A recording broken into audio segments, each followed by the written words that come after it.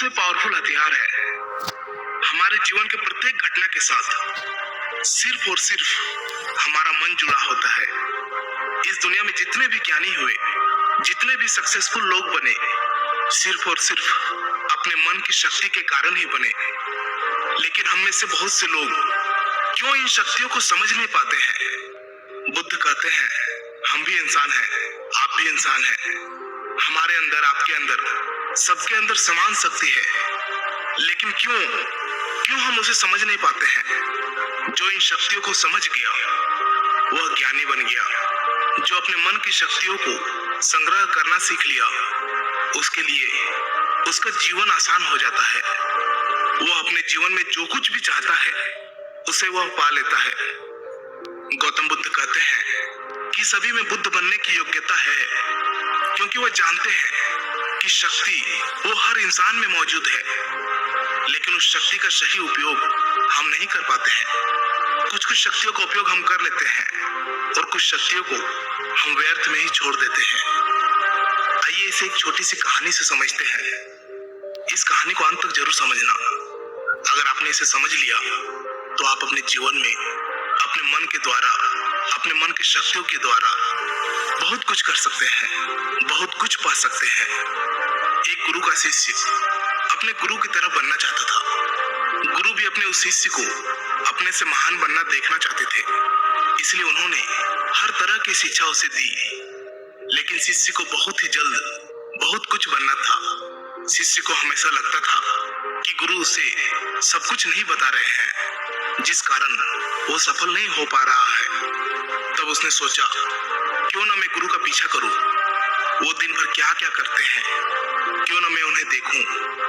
तब से वे छुप छुप कर गुरुदेव को देखने लगे। सुबह उठने से लेकर शाम तक गुरु क्या क्या करते थे, कहाँ जाते थे, कैसे ध्यान करते थे, कैसे भोजन करते थे, क्या बोलते थे, किस तरह चलते थे, ये सभी चीजें उनका शिष्य उसे छुप छुप कर देखने लगा।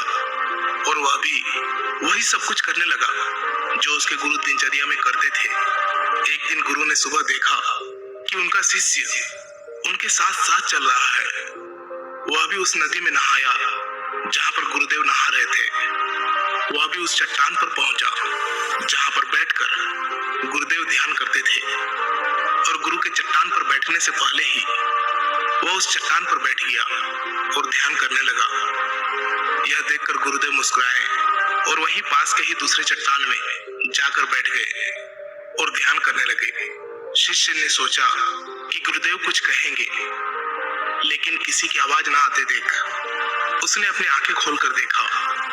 फिर उसने सोचा कि शायद गुरुदेव महीने में किसी एक दिन उस दूसरे चट्टान पर बैठकर ध्यान करते हैं। शिष्य की ये हरकतों को देखकर गुरु को पता चल गया था कि उनका शिष्य उनके तरह बनने के लिए उनका नकल कर रहा है।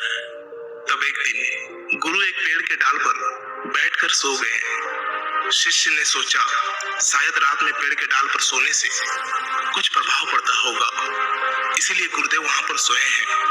और वह भी उसी पेड़ की दूसरी डाल पर जाकर सो गया। रात को कुछ गिरने की आवाज आई। आवाज सुनकर गुरुदेव की आंखें खुली तो उन्होंने देखा कि नीचे जमीन पर उनका शिष्य गिरा हुआ है और वह चिल्ला रहा है।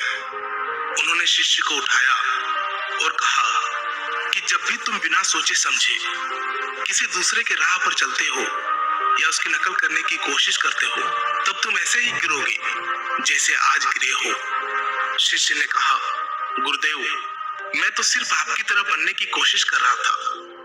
गुरु ने कहा कि तुम अगर बंदर की तरह नकल करने लगोगे तो हो सकता है कि बहुत प्रयासों के बाद हर काम करने लगो जो बंदर करते हैं। पर क्या इंसान होने के बावजूद बंदर होना उचित होगा? शिष्य ने कहा, नहीं गुरुदेव, इंसान बनना ही ज्यादा उचित है। लेकिन गुरुदेव, मैं अपने मकसद में कैसे सफल बन सकता हूँ? मैं कैसे अपने आप को जान सकता हूँ, पहचान सकता हूँ? मैं तो बस यह देख रहा था कि आप क्या करते हैं, शायद उससे मुझे कोई रास्ता मिल जाए। गुरु ने कहा, जिस प्रकार शरीर को चलाने के लिए भोजन की आवश्यकता होती है, भोजन अगर शुद्ध है तो शरीर में शक्ति भी शुद्ध होती है। हमारा शरीर स्वस्थ रहता है, शक्तिशाली रहता है, बलवान रहता है। उस शरीर से जो भी कार्य करना चाहो तुम करवा सकते हो। लेकिन तुम खराब, सड़ा गला रखा हुआ बासी खाना खाओगे तो क्या होगा? शिष्य ने कहा, शरीर की शक्ति खत्म हो जाएगी, हमारा शरीर बीमार पड़ जाएगा। फिर गुरु ने कहा, इसी तरह हमारे पास मन की शक्ति होती है और इसमें इतनी शक्ति होती है कि कुछ भी पाया जा सकता है, कुछ भी बना जा सकता है, अपने आप को जाना जा सकता है, पहचाना जा सकता है, बुद्धत्व को प्राप्त किया जा सकता है। लेकिन मन की शक्तियों को नापा या तोला नहीं जा सकता है। शिष्य ने कहा, आप तो ज्ञानी हैं, ध्यानी हैं, इसलिए आपके पास मन की शक्तियां हैं जिनका उपयोग आप कर सकते हैं। लेकिन हम उपयोग करते हैं तो कुछ भी नहीं होता। गुरु ने कहा, शक्ति तो तुम्हारे पास भी है और उतनी ही है जितनी मेरे पास है या किसी और के पास है। तो गुरुदेव, फिर हम सभी लोग कामयाब क्यों नहीं होते? हमारे जैसे बहुत से लोग हमेशा असफल होते रहते हैं, ऐसा क्यों? गुरु ने कहा, क्योंकि मन की शक्तियों का हम सही तरीके से उपयोग नहीं कर पाते हैं, बल्कि मन की शक्तियां हमारा उपयोग कर लेती है। शिष्य ने कहा, क्या आप मेरे मन की शक्तियां दिखा सकते हैं? क्योंकि मैं इसे समझ नहीं पा रहा हूँ। गुरुदेव बोले, हाँ बिल्कुल, मैं बिल्कुल दिखा सकता हूँ, पर इसके लिए तुम्हें मेरा एक काम करना होगा। क्या तुम कर सकोगे? शिष्य ने कहा, हाँ अवश्य करूंगा। मुझे क्या करना है?